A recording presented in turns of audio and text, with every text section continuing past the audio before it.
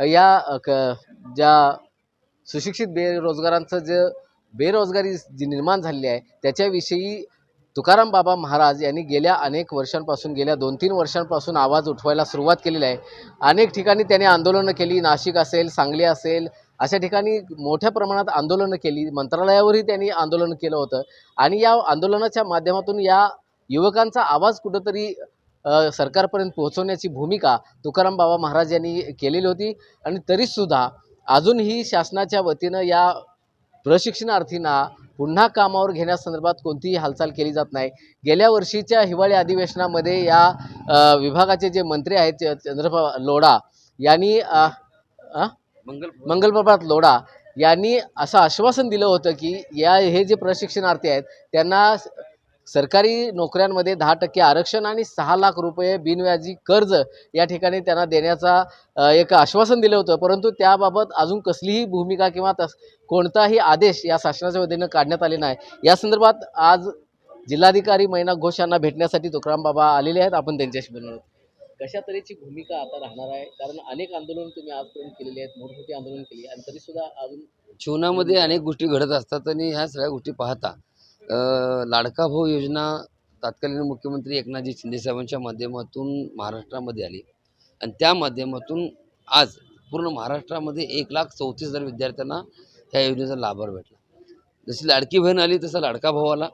त्याच पद्धतीनं महाराष्ट्रातील 1,34,000 विद्यार्थी महाराष्ट्रामध्ये 36 जिल्ह्यामध्ये कार्यरत झाले।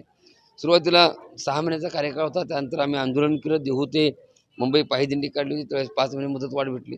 अशी 11 महिन्याचा कार्यकाळ संपला आणि 11 महिन्यानंतर पुन्हा या मुलांना घरी बसण्याची वेळ आली। त्यावेळेस वेगवेगळ्या पद्धतीने वेगवेगळ्या भागामध्ये मग सांगली आहे, सातारा आहे, पुणे आहे, मुंबई आहे किंवा नागपूर आहे, गडचिरोली आहे, प्रत्येक जिल्ह्यामध्ये वेगवेगळ्या माध्यमातून वेगवेगळ्या भागामध्ये आंदोलनं करण्यात आली।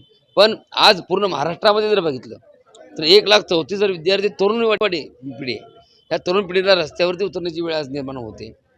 या मुलांना हक्काची भाकर जर उपलब्ध होत असेल तर तत्कालीन मुख्यमंत्री एकनाथ शिंदे साहेबांनी लाडकी बहीण आणि लाडका भाऊ योजना आमच्या कुठल्याही योजना बंद पडणार नाहीत ह्या भूमिकेवर ठाम असणार आहे।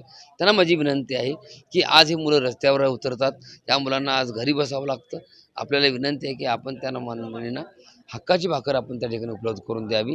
जर हे रोजगार उपलब्ध होत नसेल, ज्या आस्थापनामध्ये काम करतात त्या आस्थापनामध्ये त्या ठिकाणी जे काम करतात त्या ठिकाणी त्या मुलांना रोजगार उपलब्ध करून द्यावा। जर ते तसं घडत नसेल तर येणाऱ्या 8 दिवसामध्ये सांगलीमध्ये क्रांतिसिंह नाना पुतळ्यापासून ते कलेक्टर ऑफिसपर्यंत आम्ही पायी चालत येऊन सांगलीच्या स्टेशन चौकामध्ये अमरण उपोषण करण्याचा इशारा देखील आम्ही देतोय। हे मागतोय का बरं, तर तुम्ही 10% आरक्षण आता ज्या ठिकाणी काम करता त्या ठिकाणी जागा उपलब्ध आहेत, त्या ठिकाणी भरती चालू आहेत, कंपन्या भरती करायला लागल्या आहेत, तर त्या ठिकाणी तुम्ही पत्र काढायचं की पहिला प्राधान्याने ह्या मुलांना घ्या, ज्यांना अनुभव आहे 11 महिन्याचा ज्या क्षेत्रामध्ये त्या मुलांना पहिला घ्या, नंतर तुम्ही पुढल्या दृष्टिकोनातून पुढल्या माणसाचा विचार करा। एवढीच प्रांजळ मागते। जी काम उपलब्ध आहे तुम्हीच सांगितले की जर ते योग्य वाटले 2.5चा मुद्दा आहे, त्यामध्ये ज्यामध्ये असा उल्लेख आहे की त्या ठिकाणी जर ती मुलं योग्य वाटली तर त्या ठिकाणी आम्ही बाद असेल तर आम्हाला बादचे चेहरा मारून द्या, आम्ही मागणी करणार नाही। जर आम्ही चांगलं असेल, चांगलं काम केलं असेल तर तुम्ही आम्हाला संधी द्या। तर ही मागणी घेऊन आम्ही गेले अनेक दिवस वेगवेगळ्या माध्यमातून 36 जिल्ह्यामध्ये आंदोलन करतोय।